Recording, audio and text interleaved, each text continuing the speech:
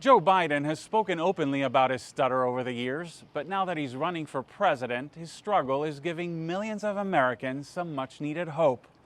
I'm Itay Hod with what some in the stuttering community are calling the Biden effect. My name? Every morning, Nathan Malapetty stands in front of a mirror and says his name, time Nathan after time Nathan after time. Malapetty. For a lot of people who stutter, the hardest thing to say is actually their name. He's been stuttering since he was 4. By the time he started school, he barely spoke. When I was a kid, I would have wished anything to not be a person who stutters. But then his mom suggested he look up famous people who stutter. One name in particular stood out, then Vice President Joe Biden. I used to stand in front of the mirror with a flashlight. When I was listening to him, a lot of emotions were kind of building up inside because my experience was so similar. Fast forward more than a decade, and Nathan is now running a nonprofit that helps kids who stutter.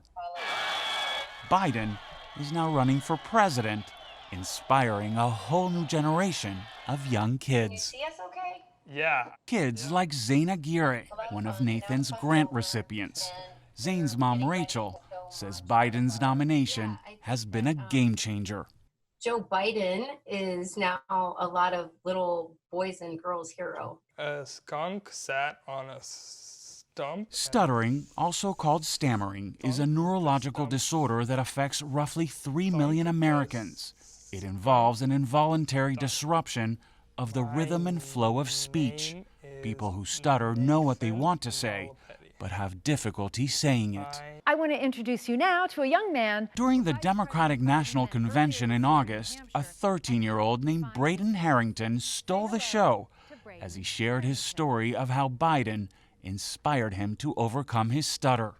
And without Joe Biden, I wouldn't be talking to you today. About a few months ago, I met him in New Hampshire. He told me that we were members of the same club. The speech had a profound effect on both Zayn and Nathan. I remember being that age, I could barely speak in front of a class. Nathan now hopes Biden's visibility will help change public attitudes about stuttering. Seeing where Joe Biden is now, it really tells people who stutter that the possibilities are endless. Shining a light on a once taboo subject by helping those struggling to speak find their voice.